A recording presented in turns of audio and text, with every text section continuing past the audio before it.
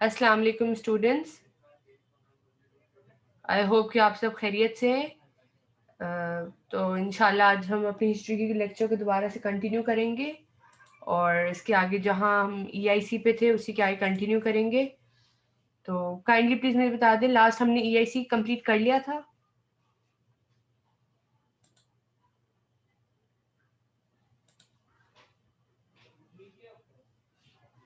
जी students, क्या आप मेरे साथ हैं? आपको आवाज आ रही है?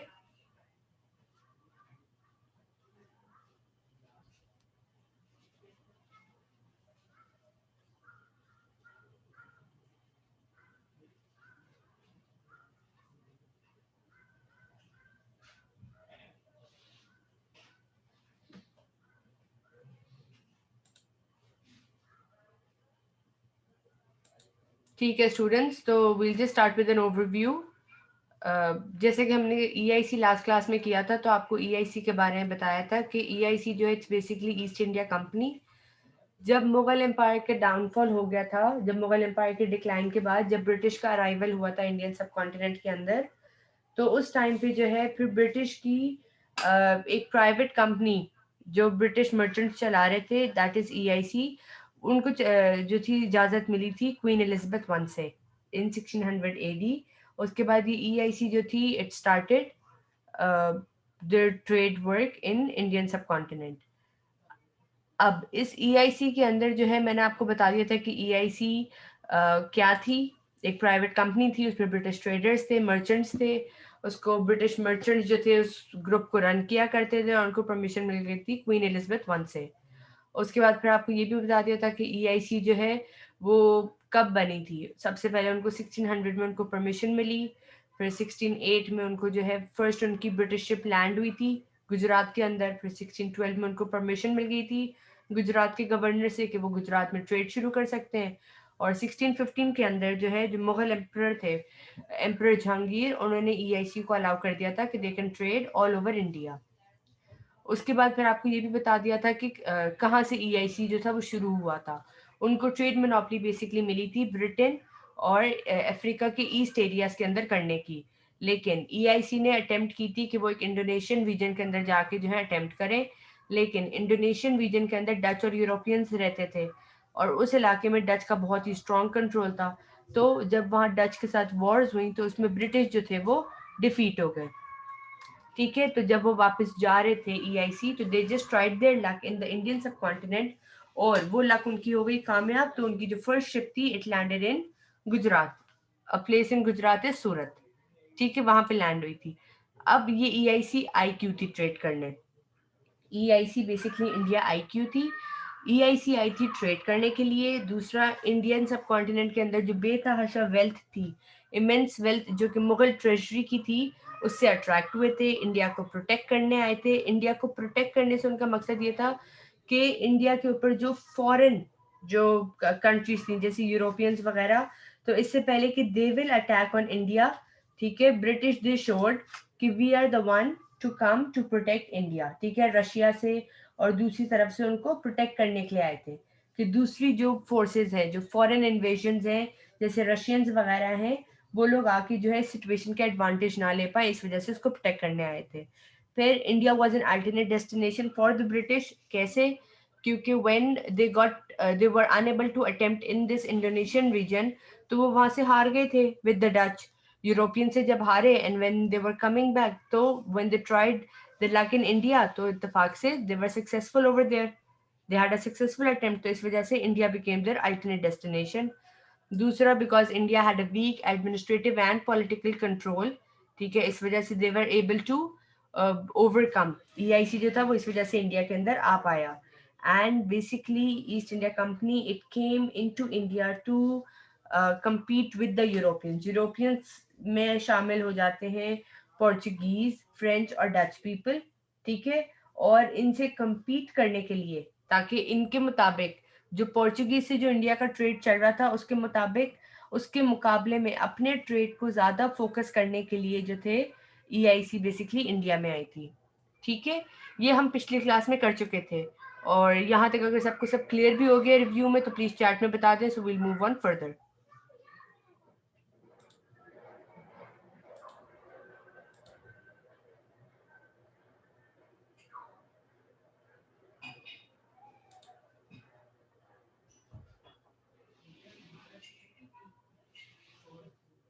जी स्टूडेंट्स, क्या आप लोग मेरे साथ हैं?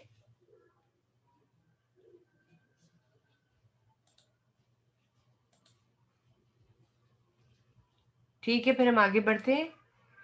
अब ईआईसी इंडिया में आई थी ट्रेड करने के लिए। क्यों आई थी ट्रेड करने के लिए? क्योंकि इंग्लैंड के अंदर देयर वाज इंडस्ट्रियल रेवोल्यूशन। ठीक है, the demand of raw material was increasing. तो रॉ मटेरियल को इंपोर्ट करने के लिए, वो रॉ मटेरियल जो कि इंडिया में प्रोड्यूस होता था, उस रॉ मटेरियल को अपने पास इंपोर्ट कराने के लिए ईआईसी बेसिकली इंडिया आई थी। उसके बाद अब वो रॉ मटेरियल्स क्या थे जो कि इंडिया के अंदर प्रोड्यूस होते थे? वो होते थे cotton, silk, spices, jute, T, sugar. ये सारी चीजें इंग्लैंड को जरूरत थी इन सारी चीजों की। क्यों जरूरत थी? क्योंकि इंग्लैंड के अंदर जो था, there was industrial revolution had begin. तो इस वजह से in order to get these raw materials EIC India आई थी। ठीक है, EIC basically arrive to India. फिर दूसरी बात, ये जो प्रोडक्ट्स इंडिया प्रोड्यूस करता था, they were of good quality and the products were available in bulk quantity. इस वजह से भी ईआईसी केम टू इंडिया। ठीक है, तो ये तो उनका पहला reason why they came to trade, and this is the detail for their trade. तो in case if you get around 14 marks question या अ 7 मार्क्स क्वेश्चन, तो you need to mention at least 3 points out of this why. ठीक है, तो उस 3 points के अंदर you when you are mentioning a point, तो उसकी डिटेल्स में you have to mention these details. This is, for example, if you are telling कि EIC came to India for the purpose of trade, so you need to tell कि trade क्या करने आते थे. Basically, they used to import the raw materials, those raw materials which are produced in India. ठीक है, and you need to mention the name of raw materials जैसे कि cotton, silk, spices, jute, ये T वगैरह, ये सब England को जरूरत होती थी। तो इस वजह से EIC जो थी, इट केम इनटू इंडिया। उसके बाद what were the what was the another reason why EIC came to India? Basically, they were attracted by the wealth of India.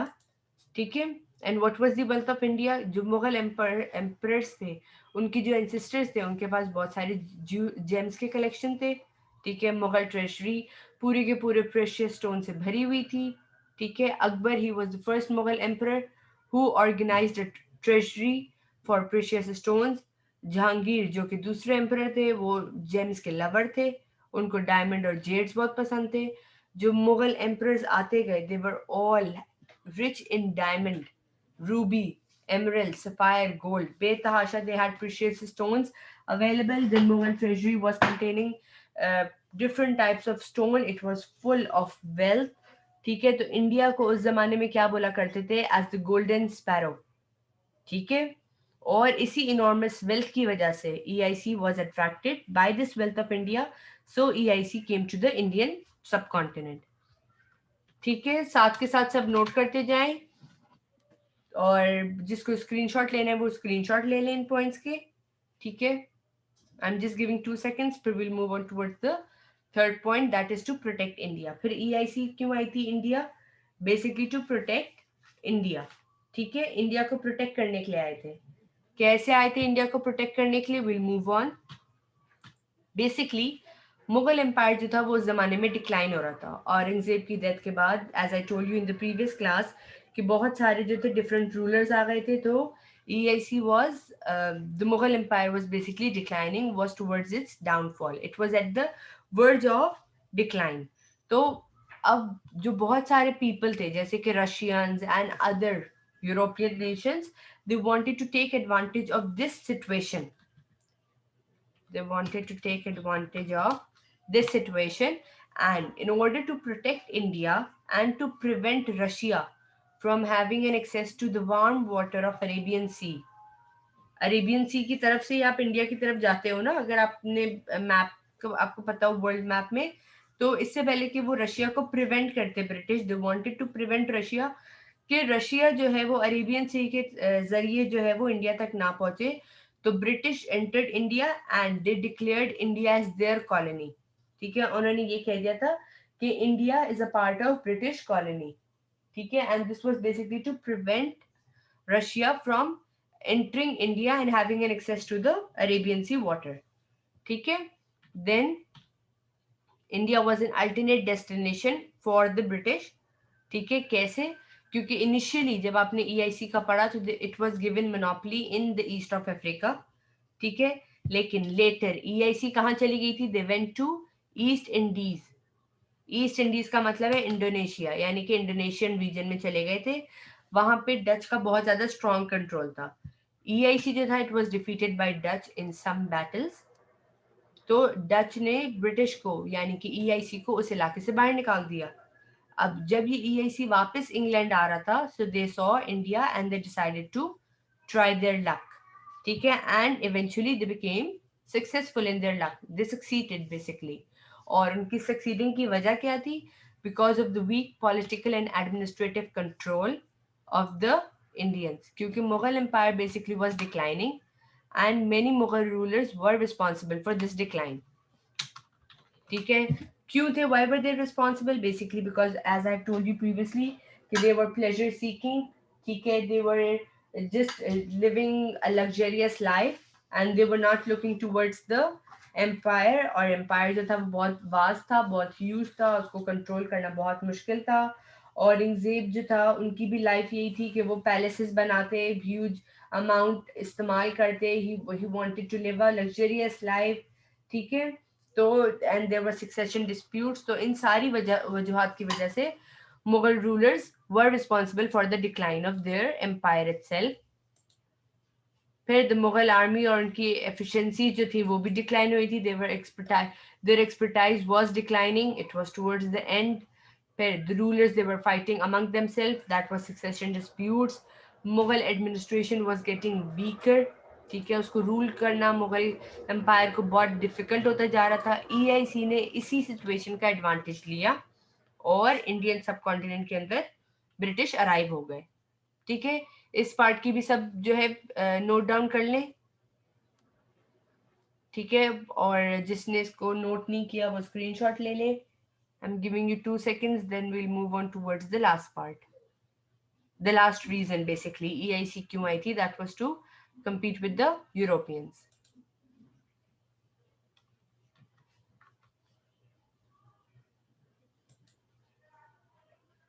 ठीक है। अब to keep compete with the Europeans क्या है ये? Basically Europeans में basically you can say it consist of Dutch, French and Portuguese people.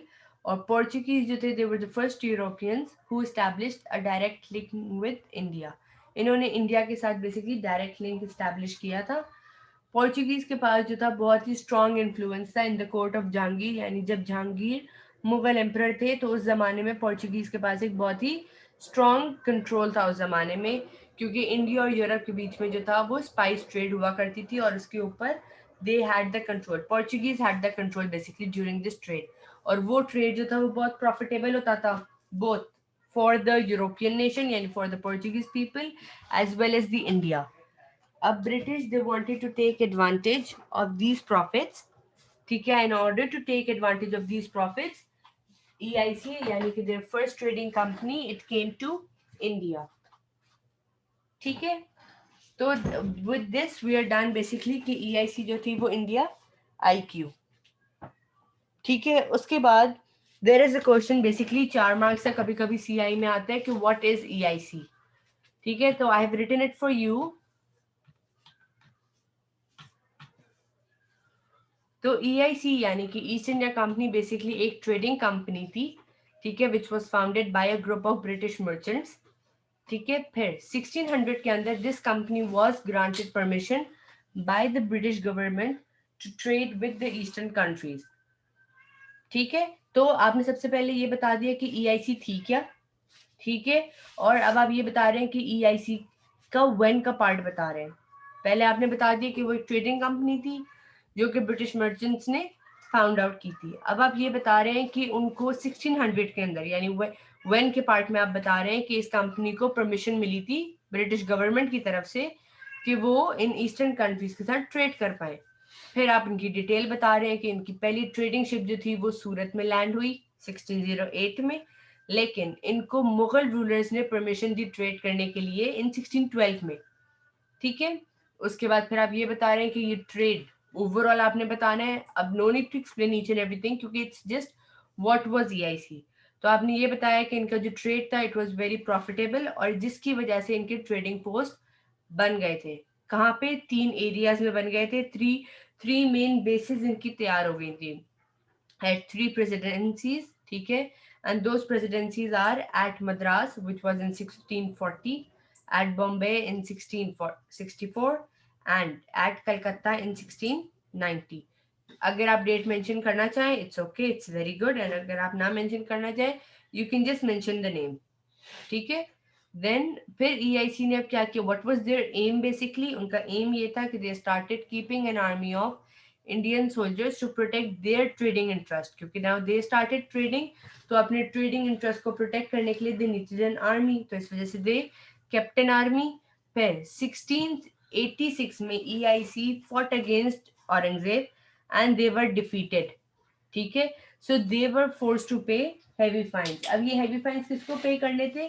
Basically EIC को करने थे, ठीक है, ईआईसी को करने थे, and EIC they had to pay those fines, ठीक है। उसके बाद फिर लेकिन ईआईसी जो थी, it became more successful in fighting against the European nation.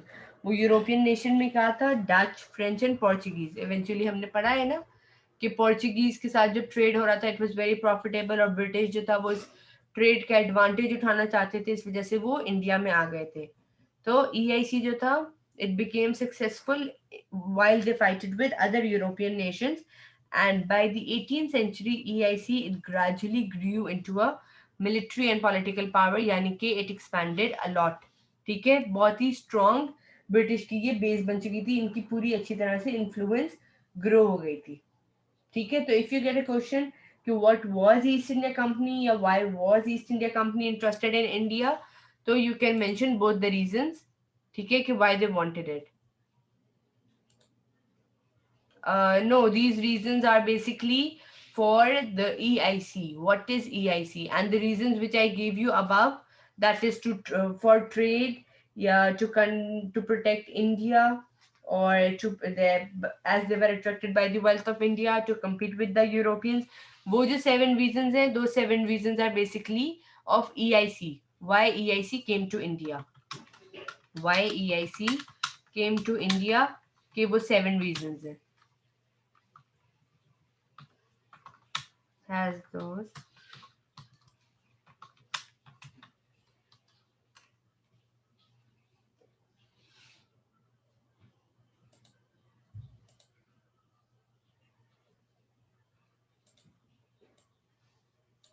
ठीक है, I'll just go up to show you those 7 reasons so that you will have no doubt.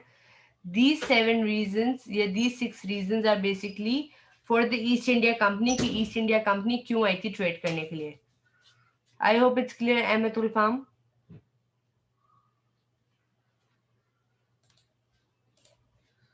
Then we'll move on towards another topic, that is British expansion during the time period of 1750 to 1850.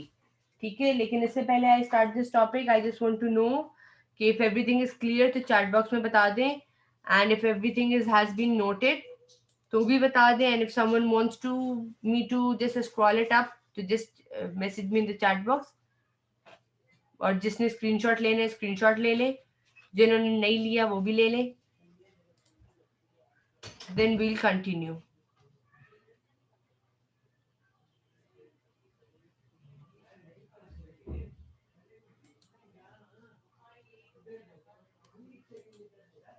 These students, if everything is clear, ठीक है, we'll move on.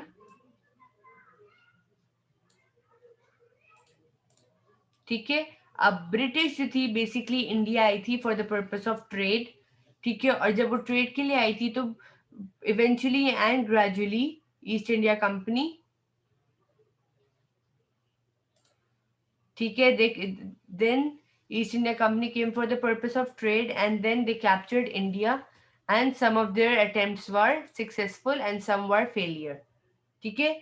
तो when we are done with EAIC, यानी कि East India company का influence grow हो गया, तो now basically East India company जो थी वो ब्रिटिश की ही कंपनी थी, ब्रिटिश की ही प्राइवेट कंपनी थी। तो इवेंचुअली एंड ग्रेजुअली इस कंपनी ने इंडिया को कैप्चर कर लिया, ब्रिटिश, यानी कि when I am saying this British expansion, तो आप इसको इस तरह से समझिए कि ब्रिटिश की ईस्ट इंडिया कंपनी आई जरूर थी इंडिया ट्रेड के पर्पज से, लेकिन eventually and gradually they captured India.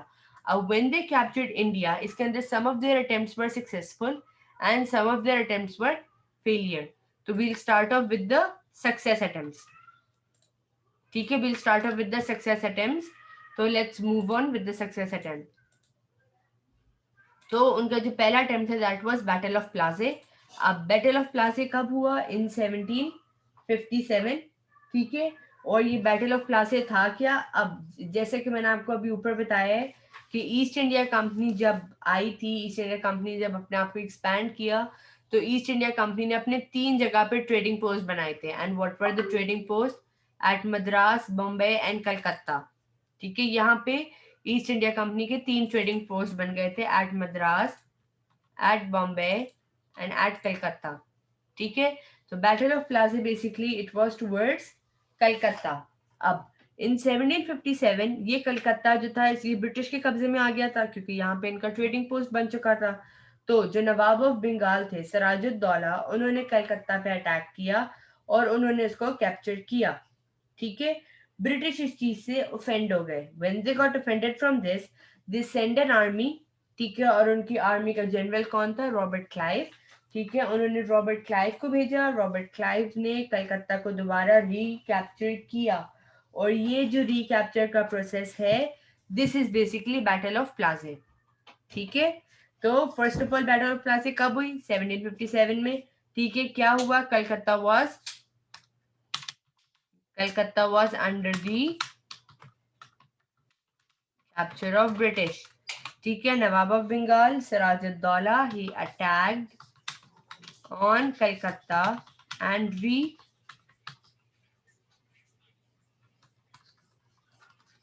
he attacked on Calcutta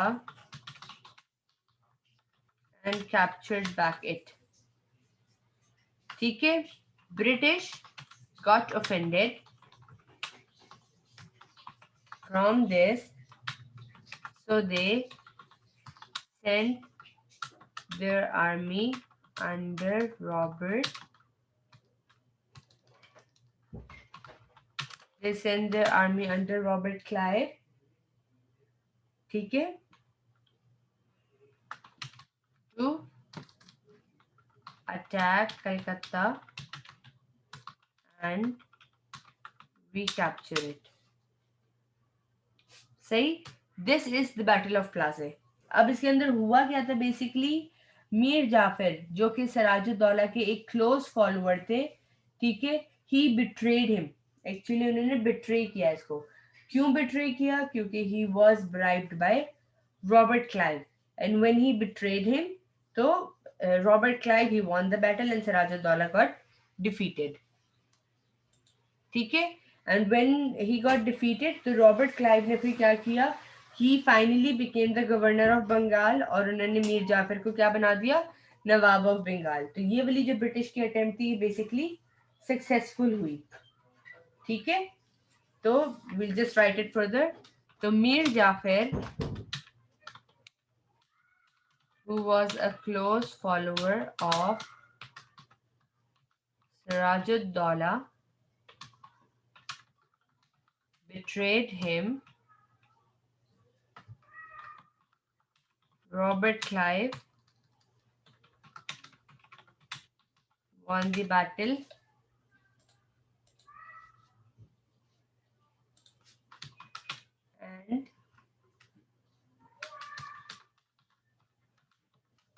and Sirajuddaulah got defeated. ठीक है, फिर फाइनली इसने क्या कर दिया? क्योंकि ही ब्राइब्ड हिम, तो रॉबर्ट क्लाइव खुद क्या बन गए? He became the governor of Bengal. खुद बंगाल के गवर्नर बन गए, और उसको क्या बना दिया? मीर जाफर को उसको बना दिया Nawab of Bengal. He became the Nawab of Bengal. तो बेसिकली ये वाली जो अटेम्प्ट थी ब्रिटिश की, दिस अटेम्प्ट वाज सक्सेसफुल. ठीक है,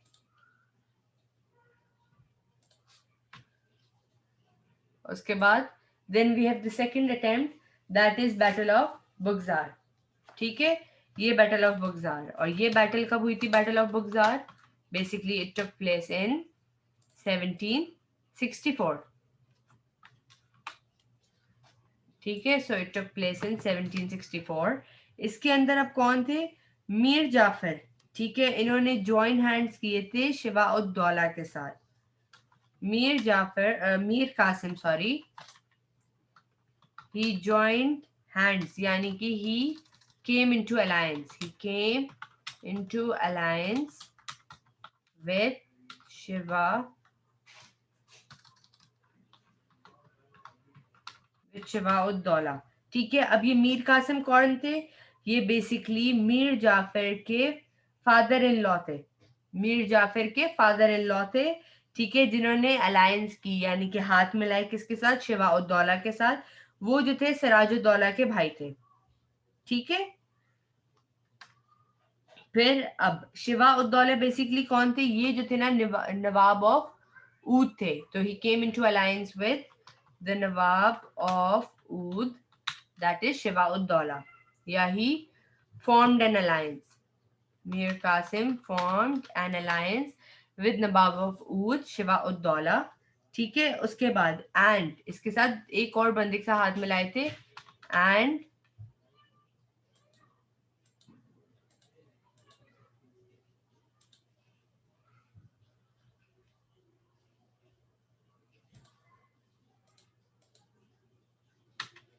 एंड शाह आलम टू।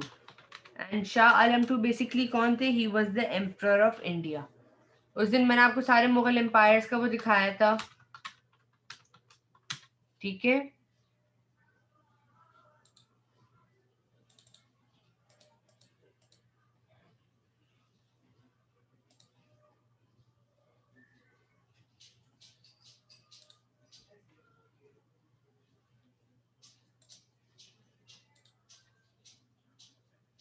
तो Mir Jafar basically he formed an alliance with Nawab of Oudh, यानी कि Shuja-ud-Daulah, and the emperor of India that is Shah Alam to.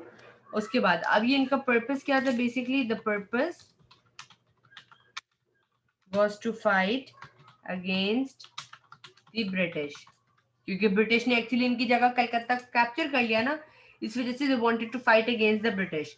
अब यहाँ पे ब्रिटिश के जनरल कौन थे? वहां पे तो आर्मी के जनरल रॉबर्ट क्लाइव थे, यहाँ पे ब्रिटिश के जनरल थे Hector Munro, the British general Hector Munro, ठीक है। He won a single victory over them, won a single victory over them. Shah Alam II, he was under the control of British now. इसका मतलब है if he is under the control of British, तो उनका जो area Oudh है it's also under the control of British. तो इसके बाद फिर ब्रिटिश कहाँ कहाँ तक they were successful in attempting it? तो ब्रिटिश वर सक्सेसफुल, ठीक है,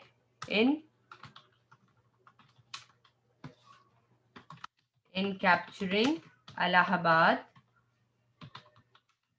Bihar, Bengal and Oudh, ठीक है। ये सब जो थे British they were easy to capture this part as well, ठीक है। तो इन बोथ दीज बैटल्स, चाहे बैटल ऑफ प्लाजे हो या बैटल ऑफ बख्तियार हो, basically British became successful. CI में you can get a question कि what is battle of Plassey and what is battle of Buxar of 4 marks.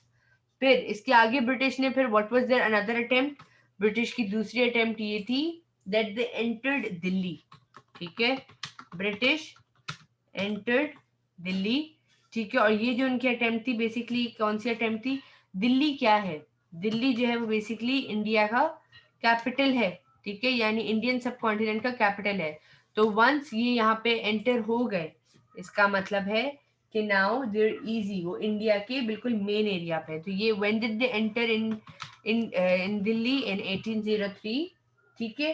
अब इस जमाने में व्हेन द ब्रिटिश एंटर, तो यहाँ पे वो जो यूरोपियन की जो फोर्सेस थी, यानी कि Dutch, French and Portuguese,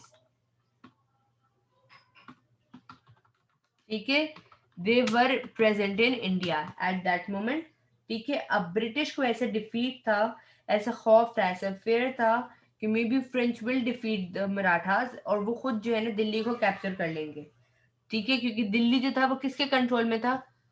India का जो कैपिटल है दिल्ली, उसके basically it was under the control of Marathas. Yes, Delhi was the capital of India. Delhi was the capital of India.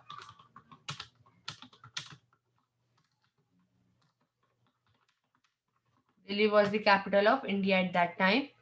ठीक है, तो when the British entered in 1803, Europeans at that time they were present in India. So the British had a fear कि if the French defeat the Marathas and so they can easily capture Delhi. क्योंकि Delhi even though it was the capital of India, it was under the control of Marathas. ठीक है,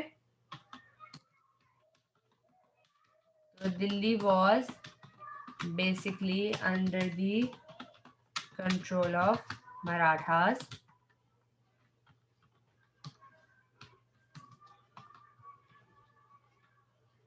उसके बाद British had a fear that French might defeat the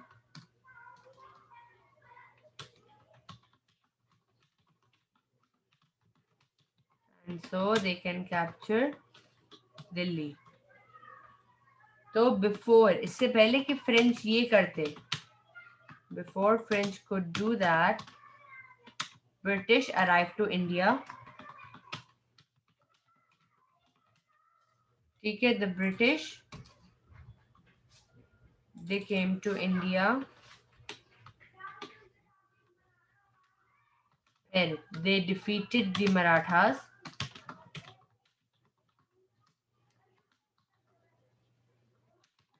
and they captured Delhi as well as Shah Alam two जो कि उस time Mughal empire का emperor था, उसको भी कैप्चर कर लिया. इसका क्या मतलब है? पूरी तरह से ब्रिटिश जो है उनकी जो गवर्नमेंट की इंटरवेंशन थी इट वाज कंप्लीटली, ठीक है, इसका मतलब है कि now at that time British was completely ruling India. ठीक है, यानी कि the full of Mughal empire, full of India was under British protection. ठीक है, उसके बाद फिर क्या हुआ? तो ये वाली भी जो अटेम्प्ट थी ब्रिटिश की, इट बिकेम सक्सेसफुल. ठीक है, देन फिर हुई मैसूर की Wars. This was also an attempt bye the British and this attempt was also successful.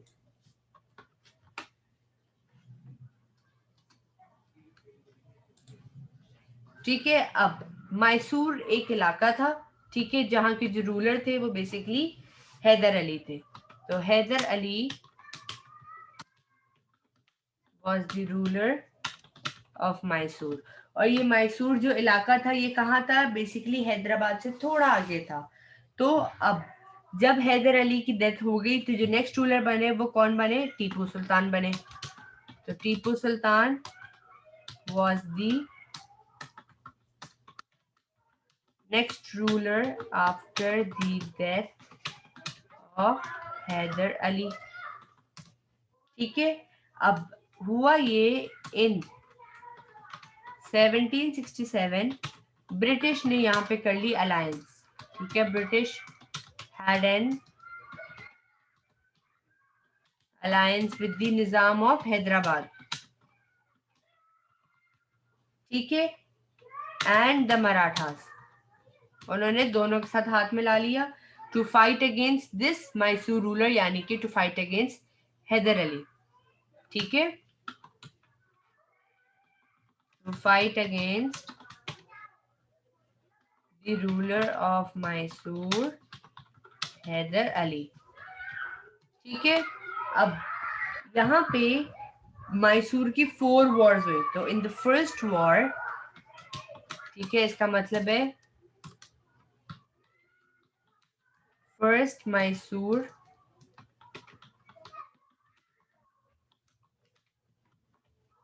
War में क्या हुआ? Hyder Ali defeated the British.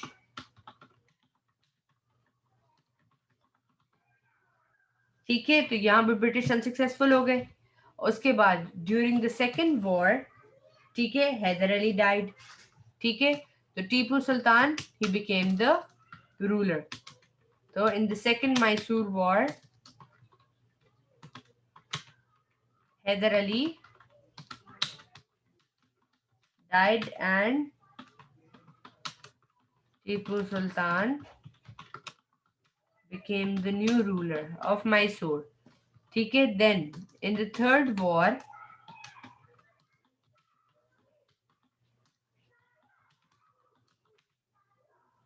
ठीक है, टीपू सुल्तान, ठीक है, यानी कि थर्ड वॉर कब हुई थी बेसिकली इन 1783 और सेकंड वॉर बेसिकली कब हुई थी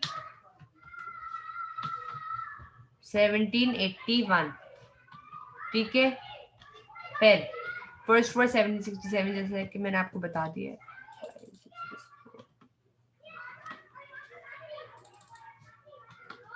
ठीक है. उसके बाद अब यहाँ पे क्या हुआ, टीपू सुल्तान ने ब्रिटिश को डिफीट कर दिया. Tipu Sultan defeated the British. लेकिन finally in the fourth Mysore war, Mir Sadiq जो कि किसके साथ थे, टीपू सुल्तान के साथ, ही बिट्रेड हिम. तो he betrayed him, Mir Sadiq betrayed Tipu Sultan and British took control over the south of India. ठीक है. उसके बाद इन मैसूर वॉर्स के बाद क्या हुआ, डिफीट ऑफ मराठास. ठीक है. This was the next step by the British. कैसे डिफीट ऑफ मराठास हुई, ऐसे हुई कि ड्यूरिंग दिस मैसूर वॉर तो ब्रिटिश ने इनके साथ हाथ मिला लिया था. ठीक है. अब यहाँ पे ब्रिटिश ने क्या किया, ठीक है, उन्होंने हैदराबाद के निजाम के साथ डिसाइड किया कि now it's our time to attack Deccan. ठीक है. और डेक्कन बेसिकली क्या था, it was the capital area of Hyderabad. Hyderabad का कैपिटल था डेक्कन. ठीक है. तो यहाँ पे दिस वाज इन 1818.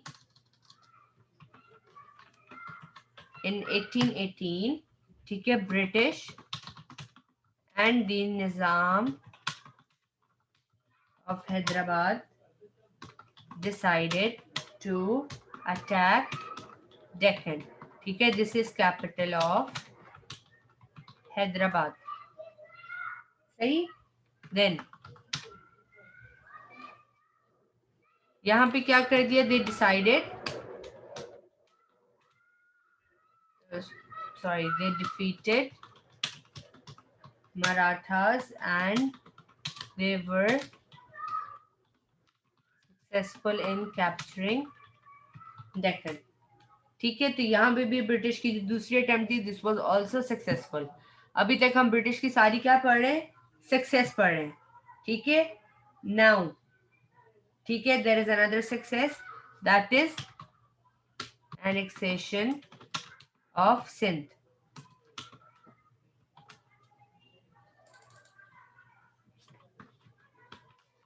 ठीक है. एनेक्सेशन ऑफ सिंध, इसका क्या मतलब है, नाउ ब्रिटिश ने जब एरियाज ले लिए, British basically took over the different area, जैसे कि बंगाल, ऊद, ठीक है, इलाहाबाद तक एक्सटेंड हो गए, साउथ ऑफ इंडिया तक एक्सटेंड हो गए, क्योंकि बेसिकली यहाँ पे ब्रिटिश अपनी एक्सपेंशन कर रहा है ना. British is trying to take over all over India. ठीक है. तो यहाँ पे फिर मराठास का एरिया भी कर लिया. Now what is left over, left over area is basically Sindh, Punjab and north west frontier. ठीक है. तो अब सिंध के अंदर क्या हुआ, बेसिकली सिंध से पहले तो basically they tried to annex Afghanistan, लेकिन they were not able to do it. ठीक है. वो उनकी अटेम्प्ट अनसक्सेसफुल थी. फिर उसके बाद दे मूव्ड ऑन इन 1841. ठीक है. in 1841, ठीक है. अच्छा, let's do one thing, we'll do Afghanistan so that वो जो टाइमलाइन है वो आपको इजी रहेगी. इस तरह से था कि 1839 के अंदर, ठीक है, ब्रिटिश ने कैप्चर किया था अफगानिस्तान.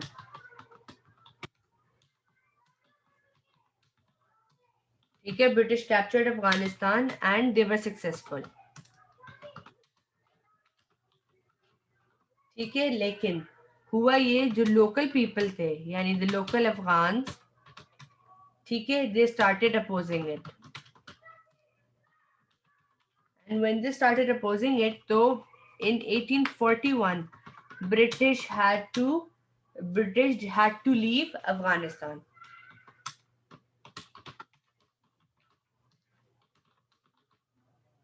फिर यहाँ पे क्या हुआ, when they had to leave, so they were so humiliated.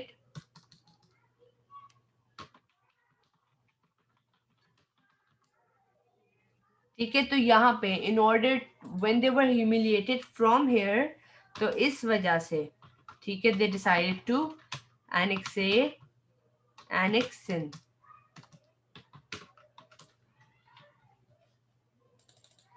तो यहाँ पे हुआ annexation of Sindh. अब यहाँ पे क्या हुआ basically in 1841, as the British were humiliated,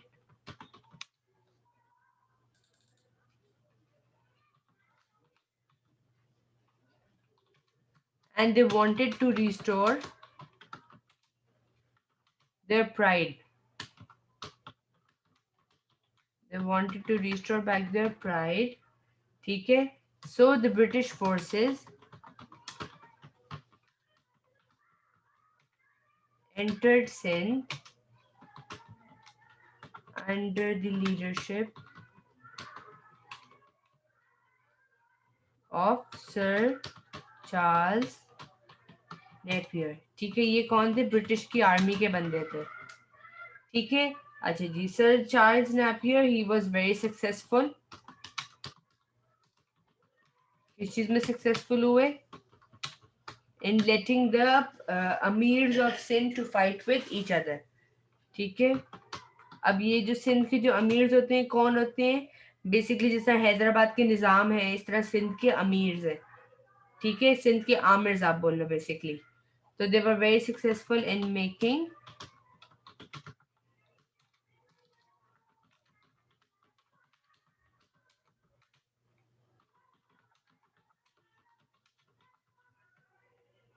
तो British took advantage of the situation. जैसे ही उसने देखा कि they are fighting in between them, so British took advantage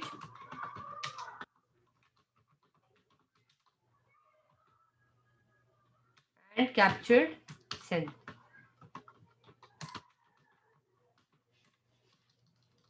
ठीक है, अच्छा, there is a small part in this annexation of Sindh. So basically the small part is just regarding, यहाँ पे जो ब्रिटिश ने बेसिकली जो अपना जो ब्रिटिश की जो आर्मी थी, आर्मी का जो बंदा था सर चार्ल्स नेपियर, उसने जो सिंध के जो आमिर थे उनको आपस में लड़वाया था. तो अब आपस में लड़वाया कैसे था, वो जो बैटल है जिसमें उसने लड़वाया था, उस बैटल का नाम है बैटल ऑफ मियामी. ठीक है, अब what is battle of Miami, यहाँ पे ये बैटल हुई थी इन 1843.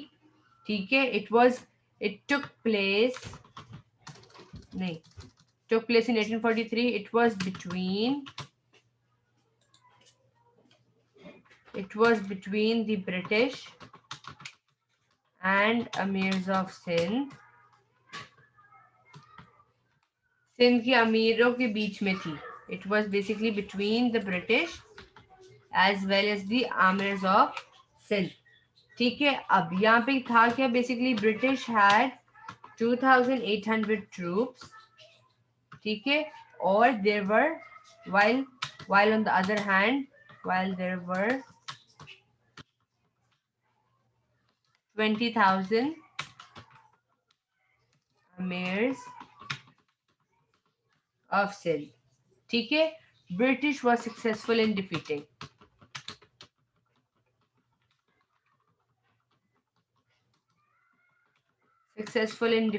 them.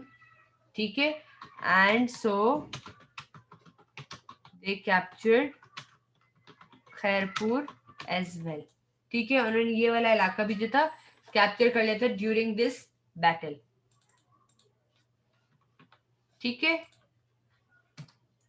फिर then the next part, was basically annexation of Punjab and North West Frontier. ठीक है, ये दोनों एनेक्सेट हुए थे ब्रिटिश की तरफ से. ठीक है, हाउ वर दे एनेक्सेटेड?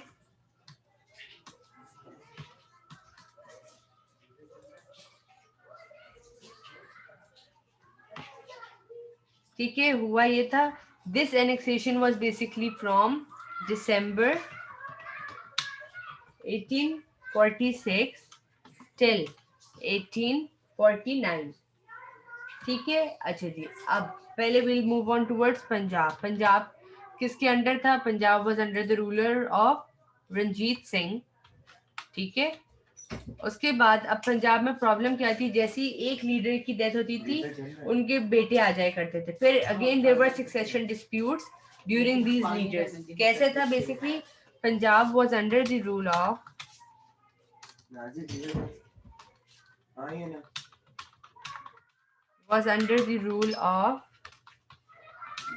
रंजीत सिंह. ठीक है, उसके बाद when in 1839 Ranjit Singh died, so his son Khadak Singh took over.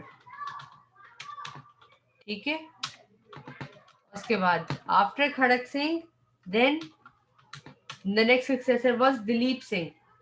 So after Khadak Singh,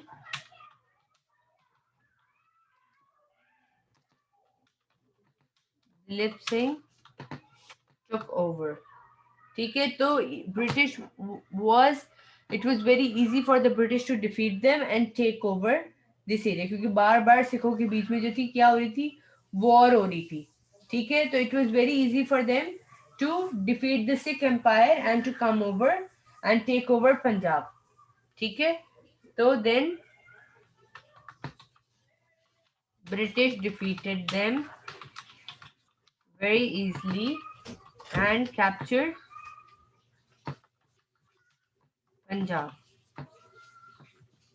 ठीक है, एंड सिमिलरली जब उन्होंने पंजाब कैप्चर कर लिया तो then 3 years later British captured NWFP. ठीक है, without any trouble as well. उसको भी इजिली कैप्चर कर लिया.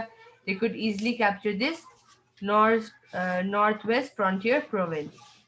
You can mention over here province. ठीक है, विदाउट एनी ट्रबल. तो ओवरऑल बेसिकली क्या हुआ, if you conclude your answer तो यू कैन इजिली से कि ब्रिटिश वाज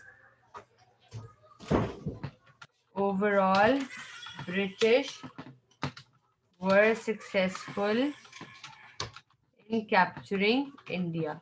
पूरी तरह से British captured India. They were it was very easy for them to take over India. ठीक है, ये थे सारे रीजंस बेसिकली. और अगर ये क्लियर हो गए हैं तो प्लीज चैट में बता दें और सब इसको नोट भी कर लें. And if any part is left तो बता दें. Then I will just tell you the question regarding this topic.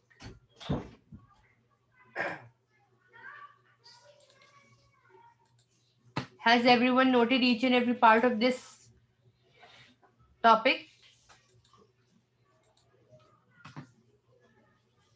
ठीक है, फिर द CI टाइप का जो क्वेश्चन इस टॉपिक से रिलेटेड आता है, basically you can get a 14 marks question from this topic. ठीक है, that is how successful was British attempt in capturing India between 1750 and 1850s. ठीक है, you need to explain your answer. ठीक है, this is basically a 14 marks question.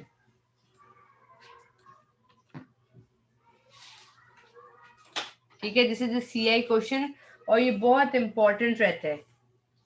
ठीक है, तो in this question अगर आप इसका आंसर लिखें तो basically you need to mention you need to mention regarding Battle of Plaza. Then you need to mention regarding Battle of Buxar. Then you need to mention that British attacked on Delhi, yani the capital of India. Then you need to mention regarding the Mysore War. Then you need to mention that British they defeated Marathas and they took over Deccan. Okay. Then you need to mention British की expansion intervention जो कि हुई थी towards the province so you need to mention annexation that is in Afghanistan. Then you need to mention in Sindh. Then you need to mention in Punjab. Then you need to mention in Northwest Frontier Province. तो बेसिकली आपको ये सारे points explain करने हैं ठीक है and then at the end you need to mention कि ओवरऑल ब्रिटिश जो था it was easily able to capture या to take over the rule of India ठीक है अच्छा इसी तरह का जो दूसरा सवाल आता है you need to mention the reason कि ब्रिटिश जो था वो क्यों सक्सेसफुल हुआ था यू नीड टू मेंशन पहली बात तो ये कि इंडिया वाज वीक ठीक है और इंडिया वाज वीक कैसे यू नीड टू टेल कि ब्रिटिश जो थे देवर having a greater expansion या greater influence towards India और India के अंदर there was no uniting force so you can mention these points India weak कैसे था because there was no uniting force ठीक है you can mention कि Mughal Empire was declining then you can mention कि often there were different rulers dispute so dispute there were disputes between the rulers ठीक है then you can mention कि there were rulers they were living along just their life they were just neglecting the aim basically what they need to do in order to manage their empire ठीक है and you need to tell कि British began to have a greater influence ठीक है then अब इसके अंदर आप दूसरा पॉइंट क्या बताएंगे बेसिकली दूसरा पॉइंट आप ये बताएंगे कि ब्रिटिश की जो थी वो स्ट्रेंथ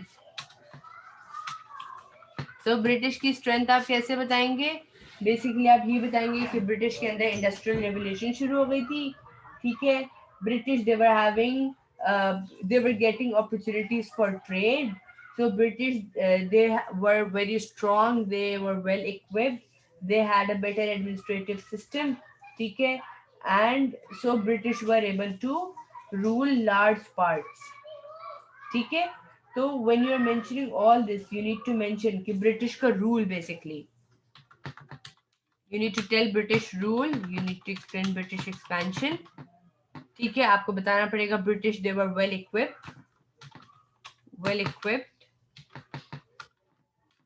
ठीक है these were all the strengths due to which British was able to capture India and India was unable to resist इसका एक और सवाल भी आता है जैसा यहाँ ये लिखा हुआ है how successful was British attempt in capturing India इसी तरह यहाँ पे आता है how successful was Indian resistance to the British attempt in capturing India यहाँ पे how successful was Indian resistance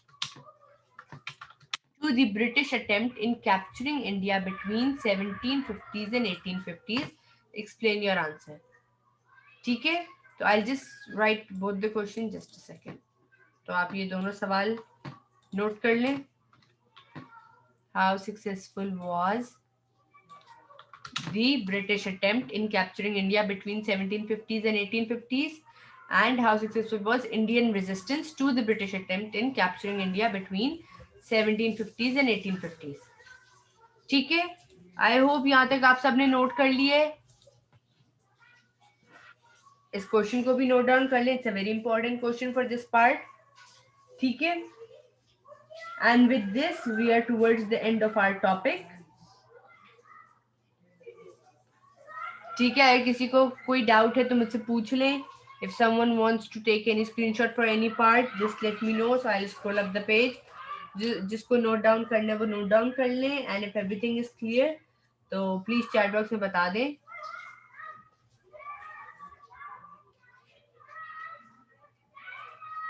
ji students